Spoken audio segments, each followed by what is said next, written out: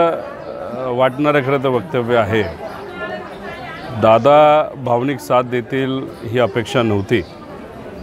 खरं तर दादांनी जो निर्णय घेतला तो सामान्य लोकांना पटला नाहीच, पण तसं बघितलं तर कुटुंबाला सुद्धा पटलेला नाही। मग काल त्यांनी फक्त ते बोलून दाखवलं आणि माझं एक प्रामाणिक मत आहे की जो निर्णय दादांनी घेतला तो कोणालाही आवडलेला नाही।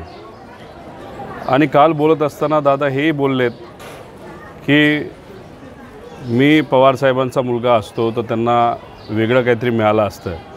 खरं तर मंत्रिपद त्यांना मिळाली, उपमुख्यमंत्रीपद त्यांना तिथं मिळालं। महाराष्ट्रातले प्रमुख निर्णय घेण्याची जबाबदारी ही दादांवर होती आणि मग अशा परिस्थितीमध्ये त्यांना अजून काय वेगळं पाहिजे होतं?